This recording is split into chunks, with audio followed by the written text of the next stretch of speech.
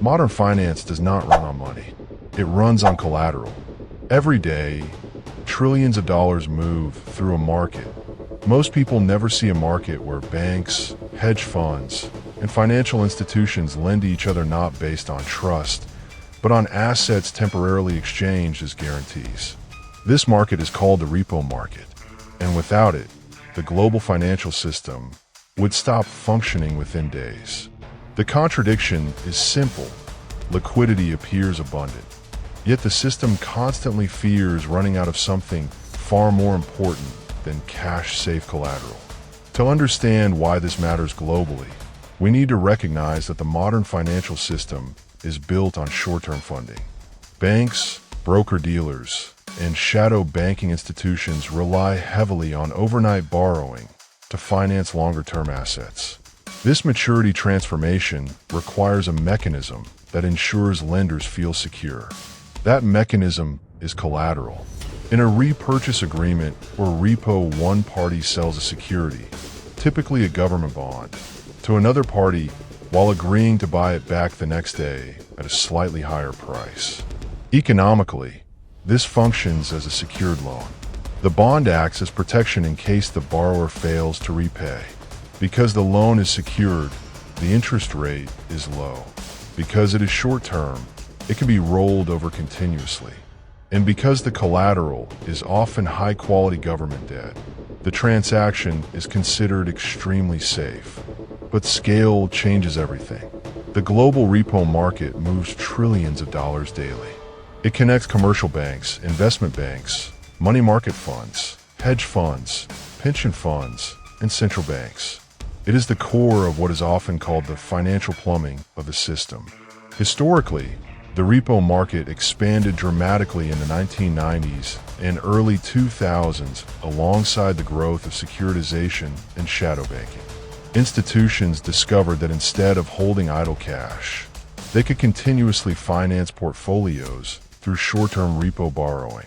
Government bonds became the preferred form of collateral because they were liquid, widely accepted, and perceived as nearly risk-free. Over time, government debt did not just finance governments. It became the fuel that powered the entire financial machine. Here is how the mechanism works step by step. A bank holds a portfolio of assets, corporate bonds, mortgages, or other securities. To finance these assets, it enters into a repo agreement with a money market fund. The bank provides government bonds as collateral and receives cash. The next day, the bank repurchases the bonds and pays a small interest cost. But the story does not stop there. The money market fund may reuse that same government bond in another transaction, a process called rehypothecation. The same piece of collateral can support multiple layers of lending. This creates a collateral chain. As long as confidence remains high and government bonds are plentiful, this chain operates smoothly. Liquidity appears stable. Funding markets remain calm. However, this system introduces a critical dependency: the availability of high-quality collateral. Unlike money, collateral cannot simply be created by private institutions. High-quality collateral usually means sovereign debt issued by governments with strong credit profiles. These assets must be trusted globally. When the supply of safe government bonds grows, the system gains fuel. When the supply tightens, or when confidence in those bonds weakens, liquidity conditions can change abruptly. This is where the money flow becomes crucial. Cash flows from money market funds to banks via repo. Banks use that cash to finance portfolios and trading activities. Hedge funds use repo to leverage positions in bond markets. Dealers use repo to facilitate market making. Collateral flows in the opposite direction, from borrowers to lenders. In effect, the financial system is a continuous exchange. Cash for collateral, collateral for cash. But incentives shape behavior inside this structure. Banks are incentivized to maximize leverage because secured borrowing through repo is cheap. Hedge funds are incentivized to use repo financing to amplify returns. Money market funds are incentivized to lend because repo transactions are considered low risk and short-term. Central banks, meanwhile, monitor repo rates as indicators of stress. When repo rates spike, it signals that collateral may be scarce or that liquidity is unevenly distributed. This dynamic was visible during the 2008 financial crisis. When mortgage-backed securities lost credibility as collateral, lenders refused to accept them. The collateral chain broke. Repo funding evaporated. Institutions that depended on overnight borrowing suddenly faced insolvency. A similar, though smaller, disruption occurred in September 2019 when U.S. repo rates spiked unexpectedly. Even with abundant bank reserves, the system experienced a temporary shortage of deployable collateral and cash distribution mismatches. The Federal Reserve intervened to stabilize funding markets. These episodes reveal a hidden structural weakness. The system appears liquid because central banks can create reserves. But reserves are not the same as high-quality collateral circulating in private markets. A central bank can expand its balance sheet, but if safe collateral becomes concentrated or locked away, repo markets can still tighten. Collateral scarcity can emerge from multiple sources. Regulatory requirements that encourage banks to hold government bonds, quantitative easing programs that remove bond from circulation, or rising risk perceptions that cause institutions to hoard safe assets. When too much collateral is absorbed by central banks or trapped on balance sheets, the collateral chain shortens. Rehypothecation declines. Effective liquidity shrinks. The paradox deepens. Government debt simultaneously represents systemic risk at high levels and systemic necessity at high demand. The system needs safe sovereign bonds to function, yet excessive debt issuance introduces fiscal concerns.